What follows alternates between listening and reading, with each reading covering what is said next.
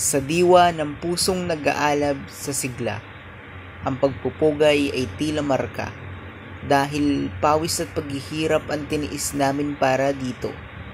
Kung susuko kami, mawawala ng saysay ang aming pagkatao. Tinagurian kaming mga makata at manunulat ng wikang Filipino, kaya aakyatin pa rin namin ang bundok ng mundo, sapagkat ang panulat ay isang biyaya at ang salita ay isang talento.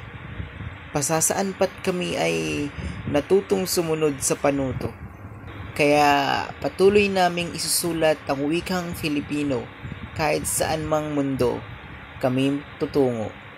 Aming bigyang kulay ang pagkatao, dala namin ang pagmamahal at respeto. Sa pagsusulat, hindi man gaanong magaling, ngunit ang wikang Filipino pinapahalagahan namin.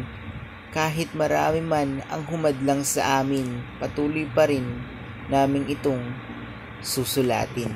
Di na mabilang papel na sinulatan, tinta na sinayang ngunit hindi na uubusan ng pag-asa sa nasimulan.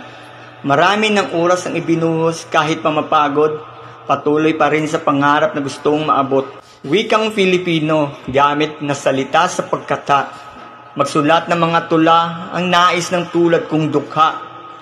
Alay ko ay dugot pawis, pagmamahal at respeto, bilang tunay na Pilipino, dala ko saan man patungo.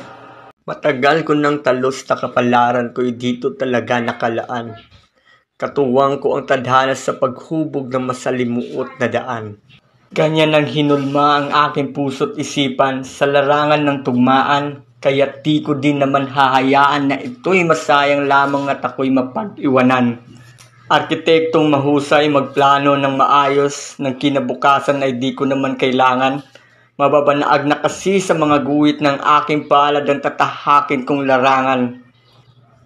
Bawat barikadang nakaharang ay bubuwagin at sisikapin kong tuluyang malampasan. Na tila isang aktivistang naglalayong maibahagi ang tama at magbigay ng malayang kaalaman.